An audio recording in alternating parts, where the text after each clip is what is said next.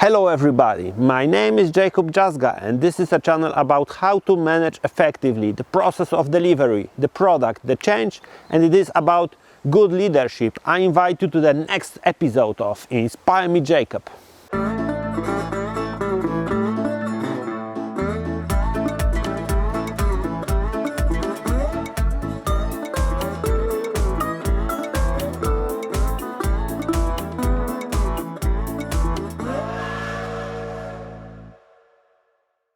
Supposedly, Confucius once said, "Let's start fixing the nation with fixing the concept first." Whether he really said it or not, nobody can be sure. But what is important, today I would like to specify the meaning of Kanban word. Very often people understand it in their own way. And when two people talk to each other about it, they mean two different things. When it comes to the Japanese, they have a few alphabets. And now, depending on how we phonetically write the word Kanban in different alphabets, we get different meanings. For example, if we write the word Kanban in Hiragana alphabet, it means a Kanban card. This card is a ticket representing work item, a unit of work, and this unit of work goes through the flow of value. If we use a board, it goes through the columns of the board. Traditionally in Toyota there were additional information about necessary materials. For example, parts from warehouse. Somebody could say, "Hey, listen, I would bring you what you want, but write a Kanban for it or add it to existing Kanban." A Kanban card is a graphic representation of a signal or information. So thanks to it, we can pull work in the right moment, take certain decisions and actively manage the flow. But what's interesting, if the Japanese write the word Kanban in kanji alphabet, it means a Kanban board. This is the most popular Kanban in terms of its meaning. What is really sad is that I saw many Kanban transformations where the whole change is only about starting using Kanban boards. Okay, this is a different topic. I think we will talk about it in the future. But for now, I can tell you that Kanban is not any board. It is a specific board. It is implementation of Kanban system. And we smoothly go to the third definition. Every Kanban system is also a pull system. It means that people engaged in certain work decide themselves when to pull the next task. And this is the opposite of push system, where work is assigned to them. Let's imagine a project manager assigning 10 tasks to somebody. This is a push system. When people decide when to pull work, it is a pull system. Also, a printer is a pull system. A printer decides itself when to pull the next tasks. If one sheet of paper is printed on, the printer has empty slot and it pulls the next sheet. This is how you can imagine it. I made a little simplification when defining pull system, but I promise there will be a separate episode about 5 different pull systems, and then I will explain it in more details. Kanban pull system is based on work in progress limits. Each flow phase, or in case of Kanban board, each column must have a proper WIP limit.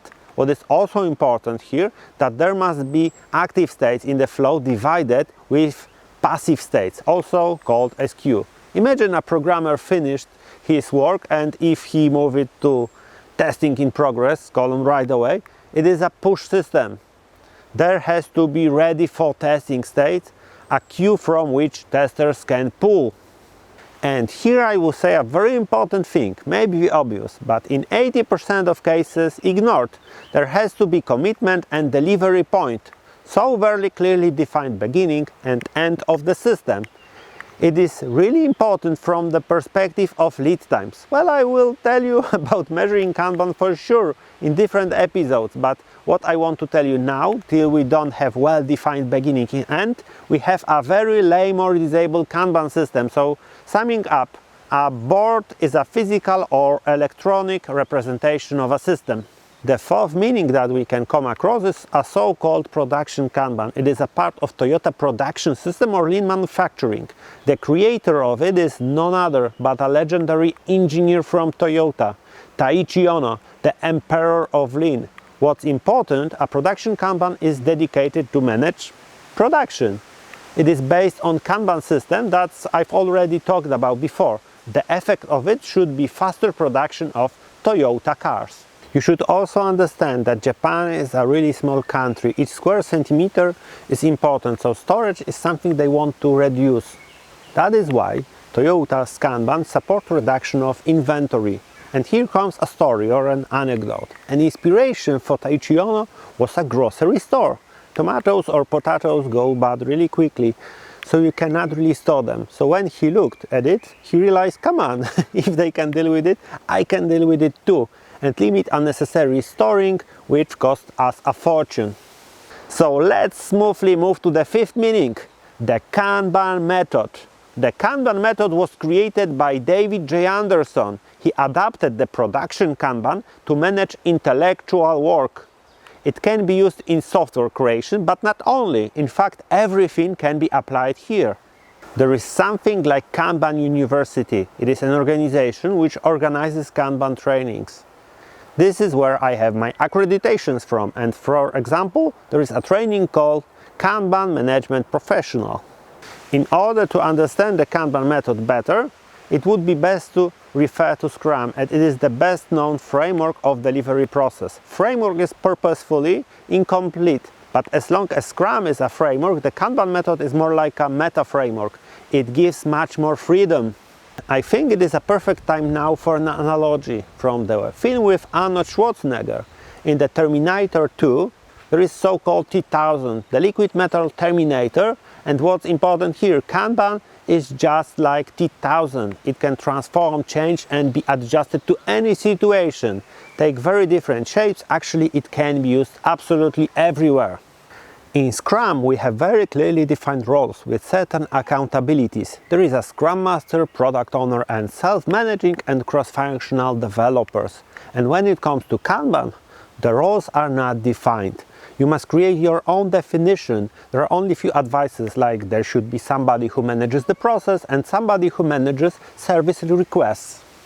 When it comes to Scrum, we have very clearly defined events. I will maybe not list them all, but in Kanban method, you will need a number of events, but as you probably already guessed, you have to design them. Kanban is incredibly flexible, and when Scrum cannot cope with something, you can always use Kanban method. But Kanban flexibility has a cost. Kanban is a really hard approach. Scrum gives us a kind of frames, and Kanban is a very easy to ruin, I would say. A Kanban requires a much bigger maturity of an organization. In my opinion, Scrum is not so easy to ruin if you follow its guidelines. When it comes to the Kanban method, it is an evolutionary approach. You start with what you do now, and you do not know yet what is the final process definition, so it evolves to the final shape. If you choose to have project managers, then your process contains project managers. If you choose to have Scrum Masters, then your process contains Scrum Masters. And this is really characteristic about it in comparison with Scrum. If there is a Scrum transformation, the final result is always a Scrum process. The Kanban method is a terribly broad subject. In fact, it is much broader subject than Scrum. We have practices, for example, we have metrics, statistical forecast, we have some complementary concepts, also values, principles for change management and principles for service delivery. We even have, just like the Predator had different vision modes, in Kanban we have 3 vision modes called Kanban lenses. Kanban method is a huge topic, believe me guys. Well, let's get to the next part, which is Scrumban. Corey Ladas, an author of the concept, was of the opinion that teams which effectively adopted Scrum should go further in development, should go into Kanban method. Personally, I don't think that Scrum or Kanban are in some kind of hierarchy, that one is better or worse. There are just different approaches. Anyway, that was his opinion. So at first, this Scrumban meant Kanban which originate from Scrum. But this concept faded away very quickly. Nowadays, everyone who has any hybrid of Scrum and Kanban on their mind uses this word. The concept of hybrid is rather cool, I would say, but it looks a bit different in practice. In fact, it looks terrible each time. We usually deal with something similar to Frankenstein monster. 9 out of 10 cases look like that. We cannot do the proper Scrum, so let's get rid of sprints, retrospective and sprint review, because they are uncomfortable. and let's start working in Kanban. Let's do boards. But in fact, work in progress images are also uncomfortable for us, so let's get rid of them also. So in practice, Kanban means comfortable process, but empirical process cannot be comfortable. It should be very painful when we do wrong things. Kanban usually is anti-empirical. It kills any empiricism which we would need. So let's get to the last sort of Kanban. It is called the professional Scrum with Kanban. The Temple of Scrum, the Scrum org, created its own version of Kanban, which is adapted to, let's say, upgrade the already existing Scrum. I think this is a good time to show off a little bit. I'm also accredited trainer from Scrum org. I'm a professional Scrum trainer and I also teach this flavor of Kanban. And what's important, as the Kanban method is an evolutionary approach, the PSK is more like a Scrum. So it is a kind of a revolution. We do have to do a transformation to have Scrum, and then from Scrum we can go further to additionally implement Kanban, to optimize it, to make it even more efficient, focused more on the flow. And in fact, that's it for today. If you like it, hit the subscribe button and give me thumbs up. If you decided to pull, not push, please leave a comment. Kanban on!